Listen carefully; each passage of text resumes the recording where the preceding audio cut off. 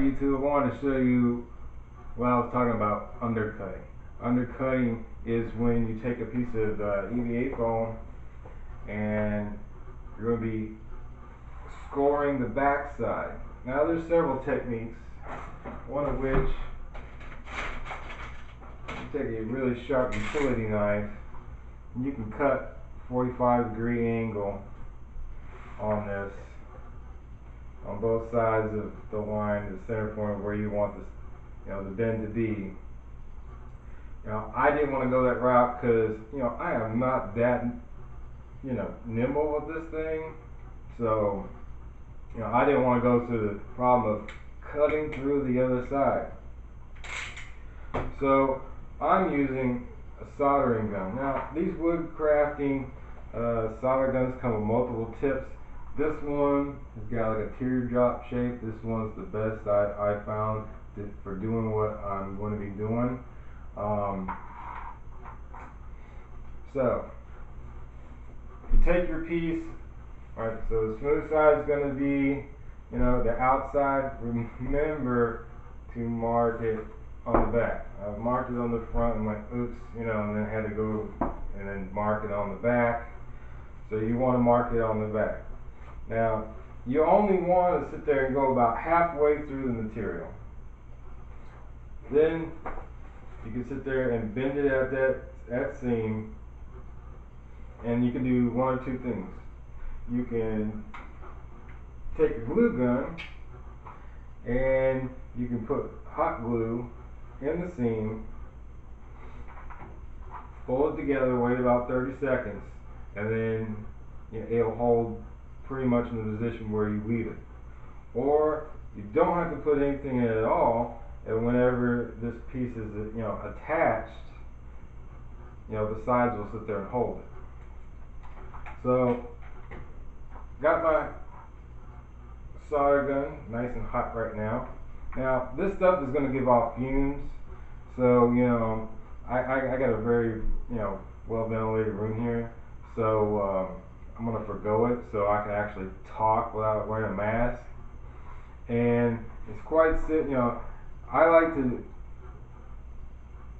do one pass in one direction, and you want to be pretty firm whenever you're cutting through this stuff, and you want to just go straight over your marked line, nice and slow. You might see smoke coming off of this thing because it's actually burning the foam.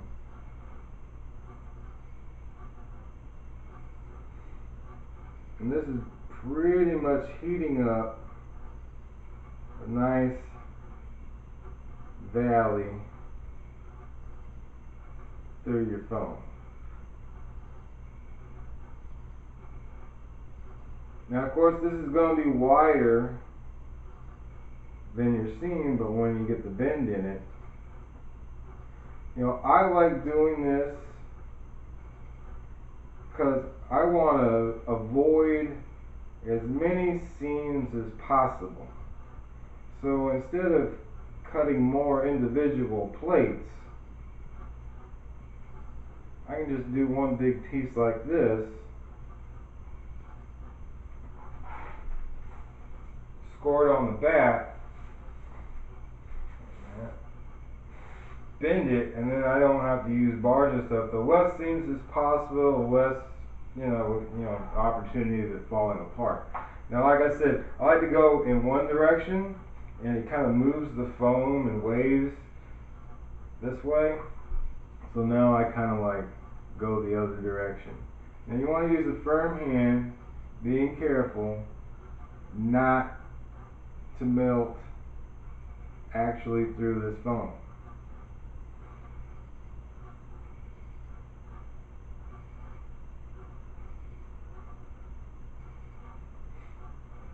Now as you're doing this, you're going to be losing heat off this solder gun.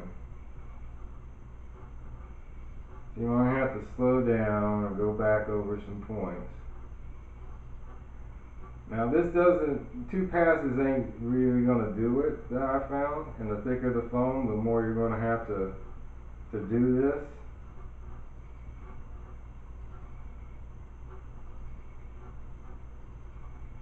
But I'm going the other direction to even it out. Now in my build, I have put hot glue in it to hold it. As you can see, it's starting to bend right there on that line. I'll flip it around this way again. Now, I like to sit there and kind of score my depth on the corner, so I know how far I can go. I want to leave it about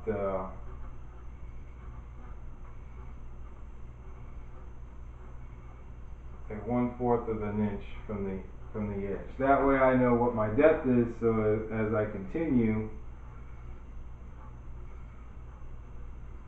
Now sometimes you'll get little pieces rolling up and everything, and you just dig it out and flip it over to the side.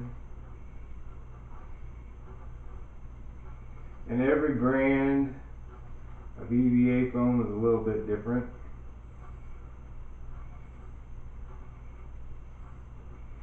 Just be careful and be patient. This thing is hot. The fumes are strong. You want to do this in a well ventilated space. You don't want to be hovering over this and breathing in these fumes.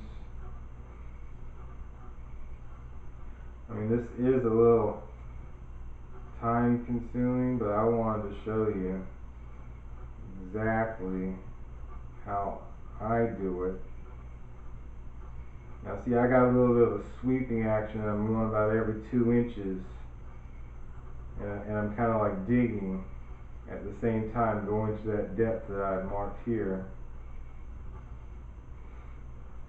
And you'll feel you'll push down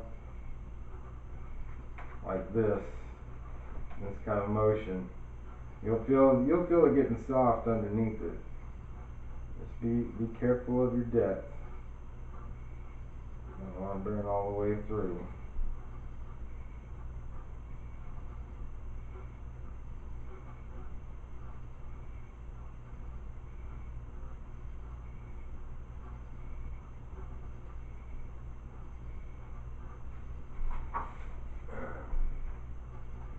Edge here, like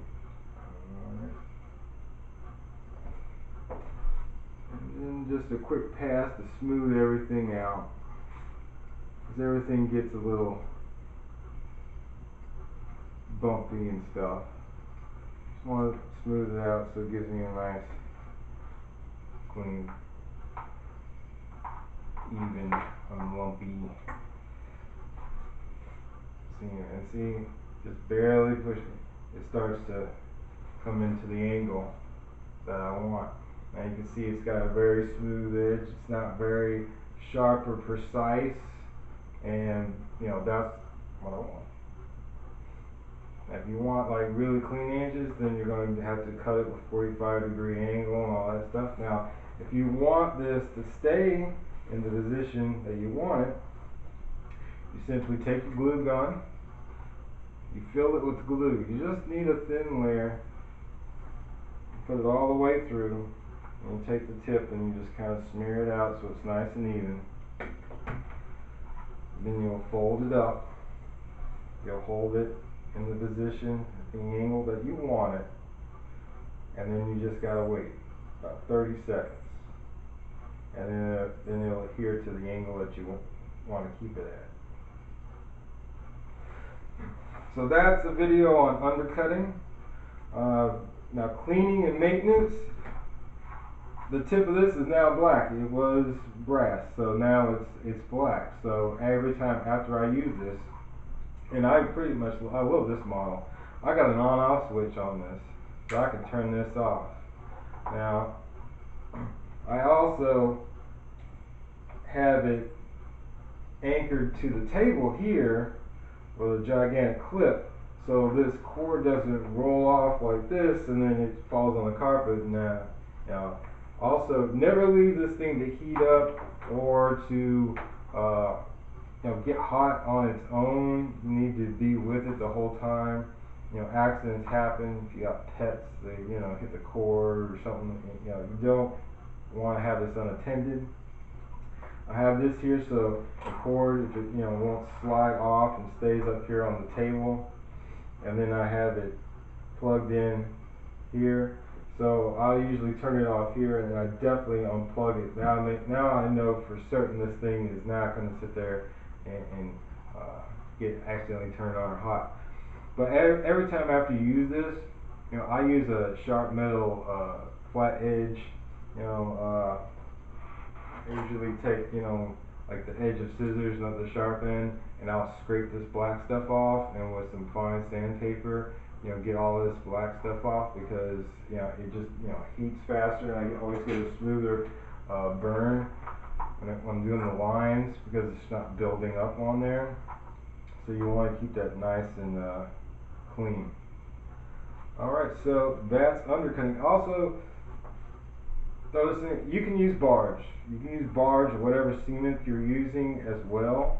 Just put in there to glue it if you want to do so. But like I was saying, it's like you don't really have to. If your design is you got a panel here and a panel here, when you glue it to it, it's going to hold the angle you want. So it's really not necessary, especially if you got only a slight angle that you want to have, instead of like where they both meet up like this. That way you don't have to then have it to bend it back. So what I've done when I don't glue it is, when I finally have my panels on, then I'll go in and I'll fill this in with a glue gun, just so it doesn't flex or move. Alright, so that's undercutting. Till next time.